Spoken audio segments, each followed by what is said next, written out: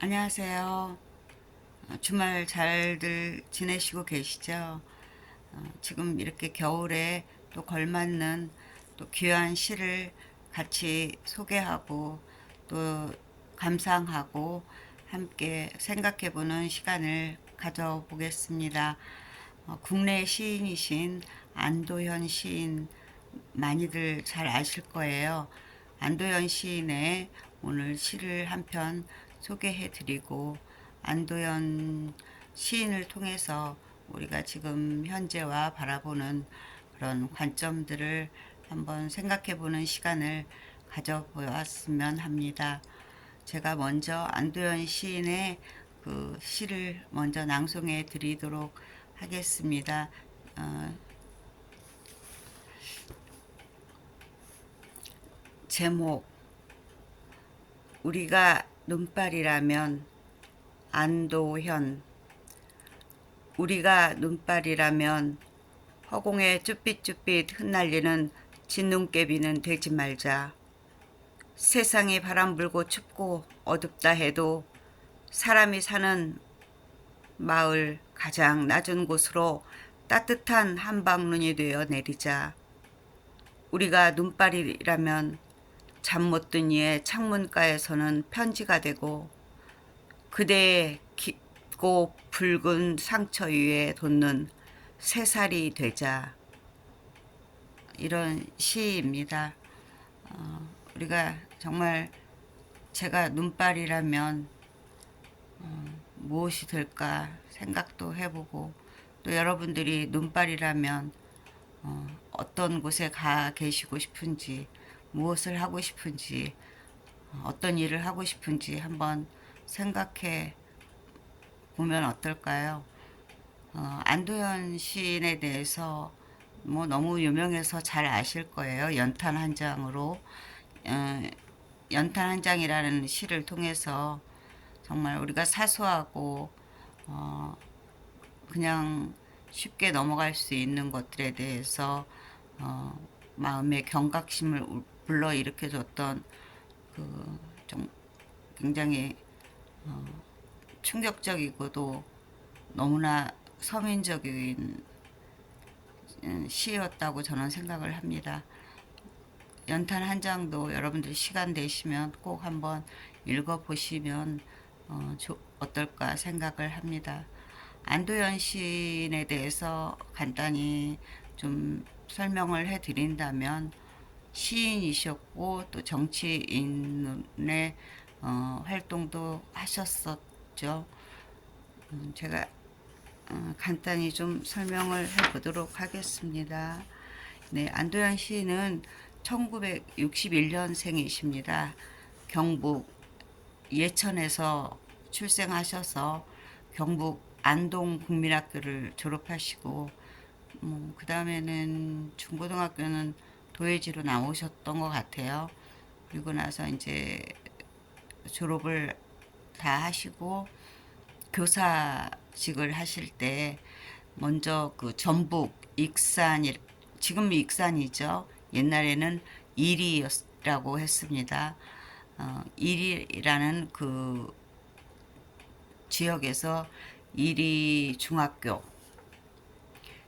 중학교에서 국어 교사를 죄송합니다.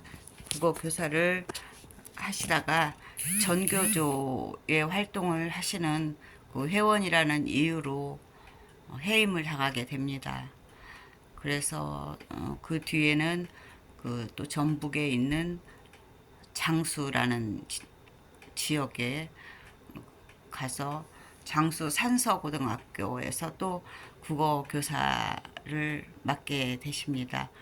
그 전북에서 오래 그런 교사로서 교육에 전임을 하시면서도 많은 그 여러 탄압을 받으셨음에도 불구하고 또 꾸준히 시를 쓰시고 1980년도죠. 81년도에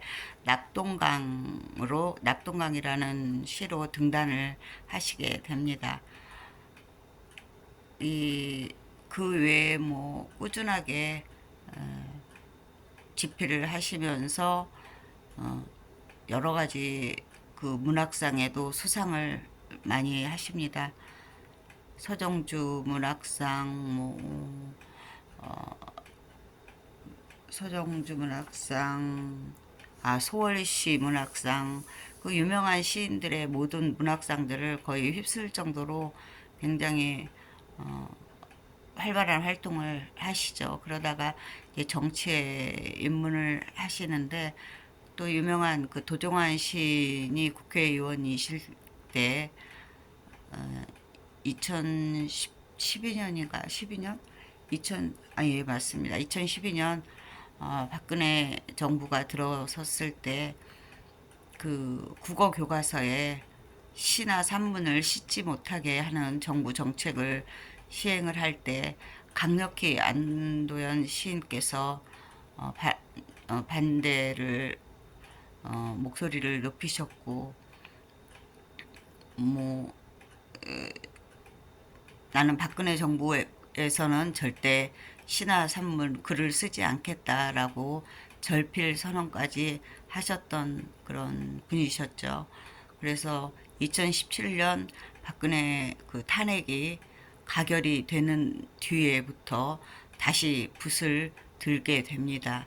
그 정도로 그 소신 있게 자신의 정치 성향 또 어떤 그 글을 쓰는 작가로서의 도덕적인 자기의 그 관점을 항상 유지하고 사셨던 훌륭한 분이라고 저는 생각을 합니다.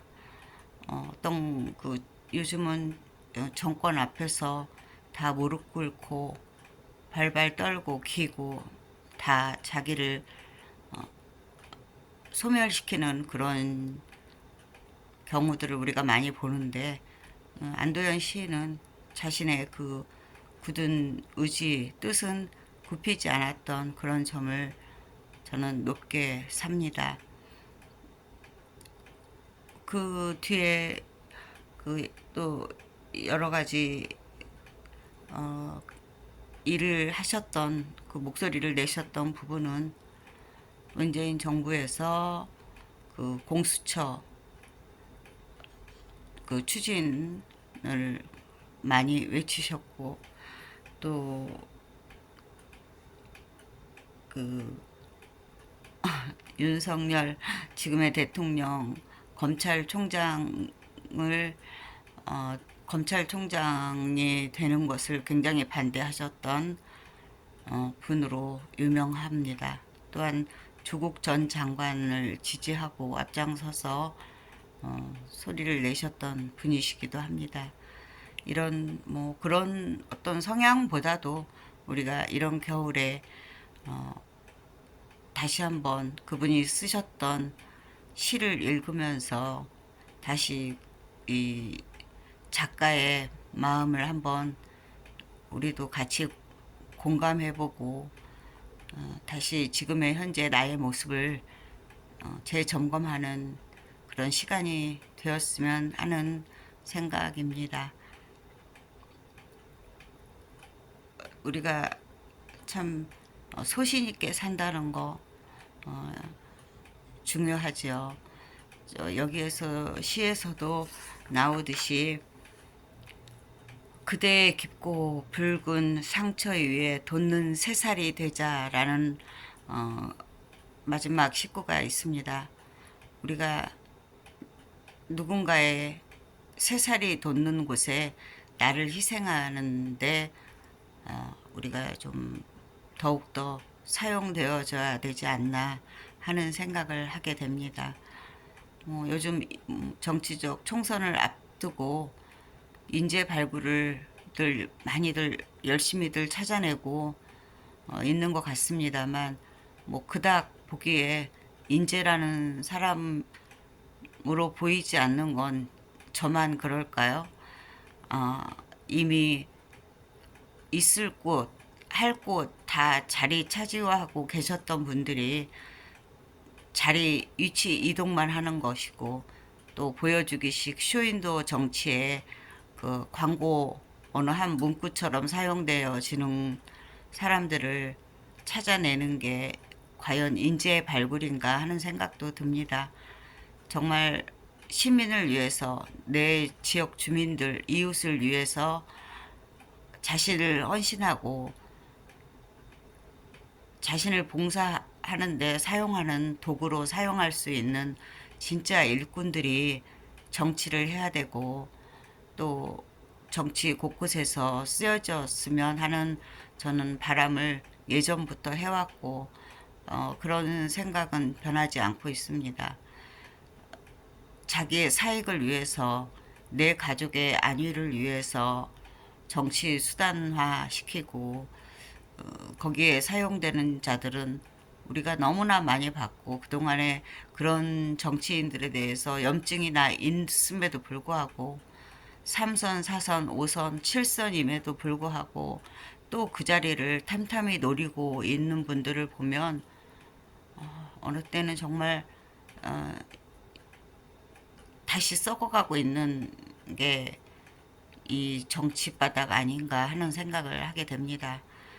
정말 새 입이 나야 되고, 새 순이 나야 되고, 새 살이 돋게 해야 되고, 새 희망을 우리 미래 세대에게 주어야 하는데, 그렇지 못한 공천, 뭐 그런 정치인들 인재 발굴 이런 모습에 저는 좀 안타깝고, 많이 좀 아직도 우리가 정말 선진적인 민주주의로 가려면 아직도 멀었구나 하는 생각을 해봅니다. 하지만 뭐 한두 명으로 어, 되겠습니까? 썩어가는 나무에서 새순 하나 둘 이식한다고 그 나무가 살아나겠습니까? 그런 저는 뭐 이렇게 비유를 제가 좀 극단적으로 했는지 모르지만 그런 생각을 해보면서 또 이 시를 저는 읽어보았습니다. 여러분들 생각은 어떠신지 궁금하고요. 여러분들은 또 다른 더 훌륭한 생각들을 가지고 계실 거라 믿습니다. 댓글에다가 글도 남겨주시고 또 저 부족함도 지적해 주시고 했으면 좋겠습니다. 또 다음에 또 찾아뵙겠습니다. 감사합니다.